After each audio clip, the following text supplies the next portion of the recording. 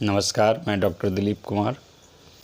छात्रों, पिछली कक्षा में हम लोगों ने सिंधु घाटी सभ्यता के बारे में पढ़ा था।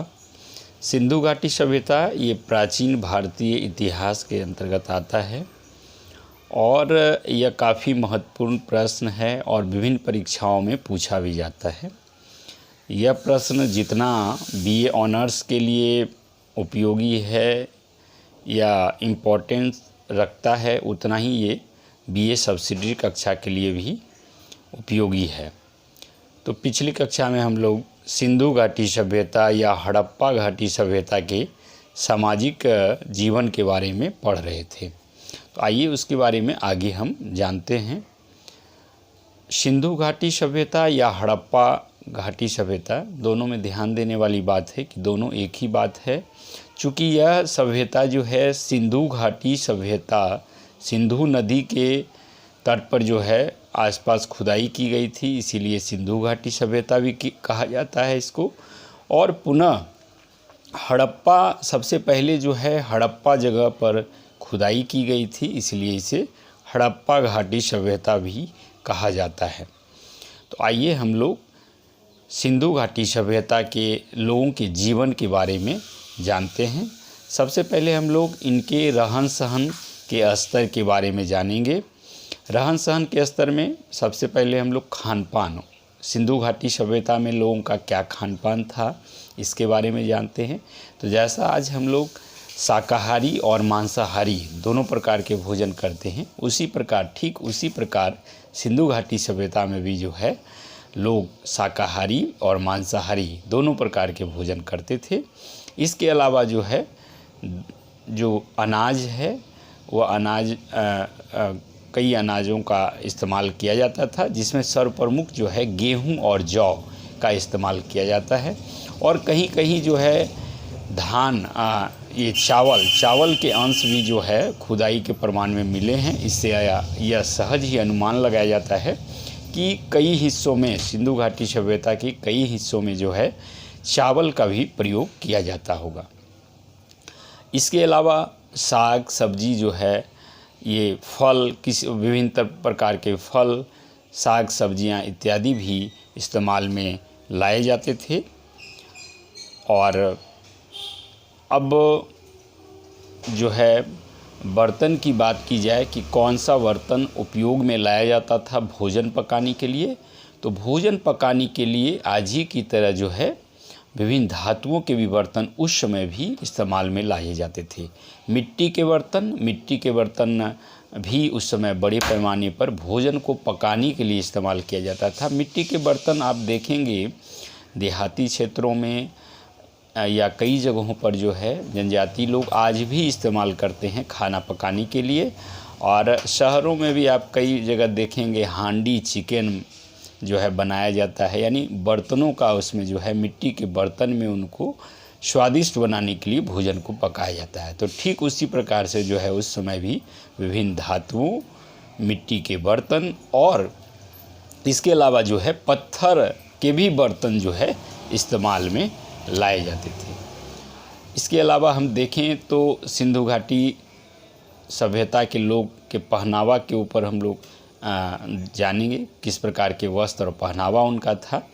तो सिंधु घाटी सभ्यता के लोगों का वस्त्र जो था आज ही की तरह ऊनी और सूती दोनों वस्त्र जो है उस समय लोग इस्तेमाल करते थे।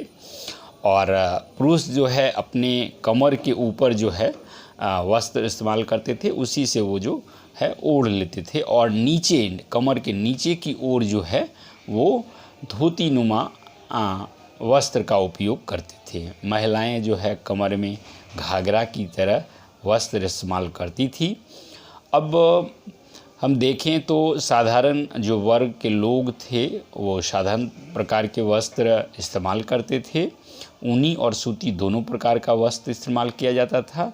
लेकिन हम धनाढ्य वर्ग की बात करें, धनिक वर्ग या शासक वर्ग की बात करें, तो वो बेल बूटेदार वस्त्र या कलात्मक वस्त्र, जड़ीदार वस्त्र इत्यादि वो महंगे प्रकार के जो है वस्त्र इस्तेमाल करते थे। अब आइए हम लोग सिंधु घाटी या हड़प्पा घाटी सभ्यता के लोगों के आभूषण के बारे में जानते हैं। तो आभूषण की बात की जाए तो आभूषण जो है वो स्त्री और पुरुष दोनों इस्तेमाल करते थे। दोनों आभूषण के शौकीन थे, प्रिय थे, और गरीब भी इस्तेमाल करते थे, अमीर भी इस्तेमाल करते थे। यद्यपि जो है दोनों का धातु अलग होता था। जैसे आज भी हम देखते हैं गरीब वगैरह है रोल गोल्ड का या कई तरह के धातु का जो है वो सस्ता जो है आभूषण इस्तेमाल करते हैं, तो उस प्रकार से ठीक है उसी प्रकार से जो है गरीब उस समय भी मिट्टी, घोंघे, हड्डी या कांसे के जो बने आभूषण होते थे उनका इस्तेमाल जो है गरीब लोग किया करते थे। अमीर की बात की जाए तो अमीर लोग जो है सोने, चांदी, हाथी के दांत और बहुमूल्य जो विभिन्न रत्न थे उनके बने हुए जो है आभूषण इस्तेमाल करते थे। तो इस प्रकार हम देखें तो जो है दोनों गरीब और अमीर दोनों वर्ग जो है आभूषण का इस्तेमाल, स्त्री और पुरुष दोनों जो है आभूषण का प्रयोग उस समय करते थे आज ही की तरह। और अब आइए कौन कौन से आभूषण जो है इस्तेमाल किए जाते थे। तो आज ही की तरह जो है कान, जैसे कानों में कनवाली पहना जाता है तो उस समय भी कान में कनवाली, नाक में नथुनी और उंगली में जो है आपका अंगूठी का प्रयोग किया जाता था। गले में चैन का इस्तेमाल आज ही की तरह जो है उस समय भी किया जाता था। और पैरों में पाजेब यानी पायल का इस्तेमाल जो है आज ही की तरह उस समय भी किया जाता था। ये उत्खनन में विभिन्न प्रकार के जो है आभूषण मिले हैं। इसी के आधार पर जो है हम लोग पाते हैं कि आज की तरह ही विभिन्न आभूषणों का प्रयोग जो है सिंधु घाटी सभ्यता और अथवा हड़प्पा घाटी सभ्यता में जो है लोग इस्तेमाल करते थे। इसके अलावा हम लोग श्रृंगार की बात की जाए तो श्रृंगार के भी उस समय महिलाएं और पुरुष जो है शौकीन थे। स्त्रियां जो है जैसे आज भी हेयर में हेयर पिन लगाया जाता है तो ठीक उसी प्रकार से जो है महिलाएं हेयर पिन लगाया करती थी। स्त्री और पुरुष जो है अपने बालों को विभिन्न प्रकार से जो है सजाते थे, संवारते थे। और पुरुष भी लंबे बाल रखने के शौकीन थे। आप आज भी देखेंगे तो कई पुरुष या महात्मा पुरुष जो है वो लंबे लंबे बाल रखते थे। तो ठीक उसी प्रकार से जो है उस समय भी कुछ पुरुष जो है लंबे लंबे बाल भी रखा करते थे। बालों को की जूड़ा चोटी जो बांधने को कहा जाता है, तो उस समय भी जूड़ा चोटी बांधने के शौकीन थी महिला पुरुष। और बालों को संवारने के लिए आज की तरह ही दर्पण, आईना का इस्तेमाल किया जाता था। और एक खुदाई में जो है तांबे से कवर किया हुआ एक आईना मिला है।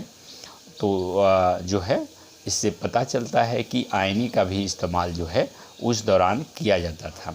इसके अलावा जो है कंघी का भी प्रमाण में खुदाई में मिला है। हाथी के कंघा जो है वो मिले हैं खुदाई में।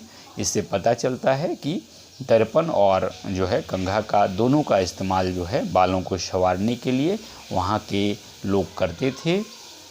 इसके अलावा अस्तूरे जो आज भी अस्तूरा बालों को छीलने के लिए या ये करने के लिए किया जाता है, तो अस्तूरे भी प्रमाण में उत्खनन में पाए गए हैं।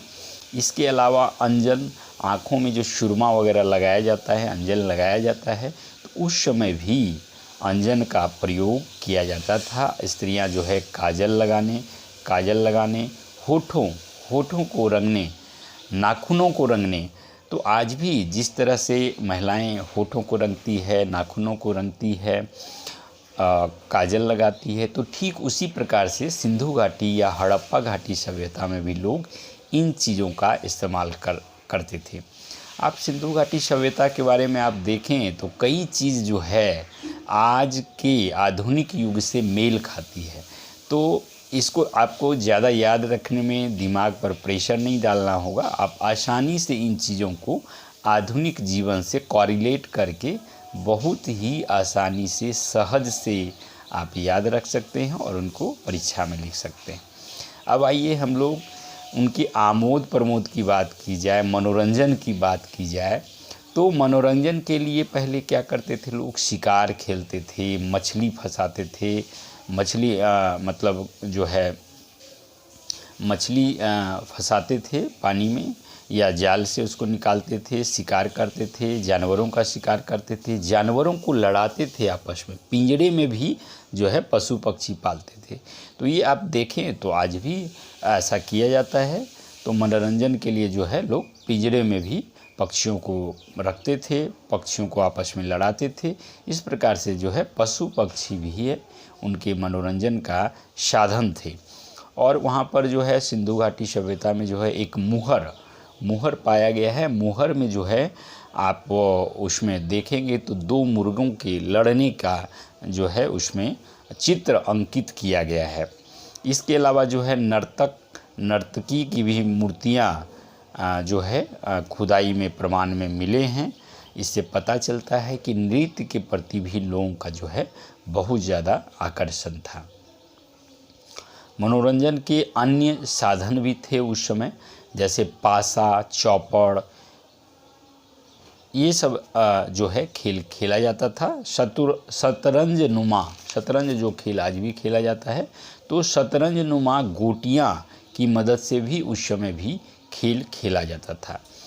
यदि खिलौने की बात की जाए, यानी बच्चों के खेल खिलौने की बात की जाए, बच्चों के मनोरंजन की बात की जाए, तो बच्चों के मनोरंजन के लिए भी वहाँ पर खिलौने बनाए जाते थे। खिलौने के भी वहाँ पर कारखाने मिले हैं और खिलौने जो है असंख्य मात्रा में, बहुत बड़ी मात्रा में जो है मिले हैं।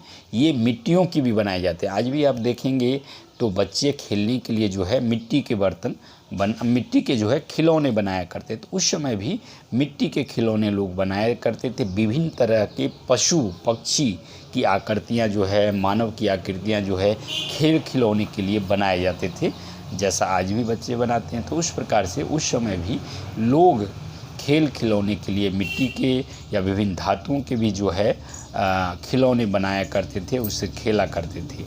इसके अलावा जो है खिलौने नुमा गाड़ियाँ भी मिली है।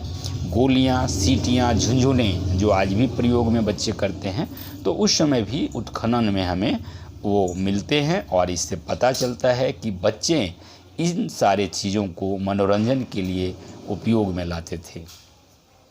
अब सामाजिक जीवन के तहत हम उनके अंत्येष्टि की बात किया जाए, अंत्येष्टि क्रिया यानी कि जो मृत्यु होने के बाद लोग कैसे उनको ये करते थे, दफनाते थे शवों को, अंतिम संस्कार कैसे किया जाता था। तो जो है 3 प्रकार की जो है शव को दाह करने की विधि जो है, अंत्येष्टि की विधि जो है पता चलती है। पहला जो है पूर्ण समाधिकरण की जो है प्रथा थी, यानी इसमें क्या किया जाता था, शव को जो है पूर्णतः जो है दफना दिया जाता था। दूसरी क्रिया जो है आंशिक समाधिकरण की थी। आंशिक समाधिकरण में क्या किया जाता था, शवों को खुले में छोड़ दिया जाता था, पशु पक्षी उसको खाते थे और तब जो शव बचता था उनको जो है दाह संस्कार, उनको दफन कर दिया जाता था, उनको ज़मीन में गाड़ दिया जाता था। और तीसरी जो क्रिया थी वह दाह कर्म की प्रथा थी। दाह कर्म, दाह मतलब आग होता है, तो इस व्यवस्था के अनुसार सब को किया जाता था, जला दिया जाता था, अग्नि को सुपुर्द कर दिया जाता था। तो इस प्रकार जो आज भी प्रथा हिंदुओं में है, तो इस प्रकार से जो है अंत्येष्टि की 3 जो है प्रणालियाँ उस समय प्रचलित थी। परंतु यह कहना कठिन है कि किस वर्ग में जो है किस प्रकार की प्रथा प्रचलित थी। तो इस प्रकार आज हम लोगों ने देखा कि सिंधु घाटी सभ्यता या हड़प्पा घाटी सभ्यता के लोगों का सामाजिक जीवन क्या था, उन लोगों का रहन सहन कैसा था, खान पान कैसा था, किन अनाजों का इस्तेमाल वो करते थे, उनका वस्त्र पहनावा कैसा था, उनका श्रृंगार के सामान क्या थे, मनोरंजन के सामान क्या थे, बच्चों के खिलौने किस प्रकार से किन किन चीज़ों के बनाए जाते थे, इस प्रकार से जो है, और उनकी अंत्येष्टि क्रिया, इन चीज़ों का हम लोगों ने आज विस्तार पूर्वक से अध्ययन किया। और यह वीडियो यह जानकारी मुझे उम्मीद है कि आप लोगों को पसंद आ रही होगी। तो आप इनसे अपने छात्रों के बीच में, अपने लोगों के बीच में ज़्यादा से ज़्यादा इनको शेयर करें, लाइक करें, ताकि ज़्यादा से ज़्यादा दूसरे छात्रों को भी इसका लाभ मिलेगा। धन्यवाद।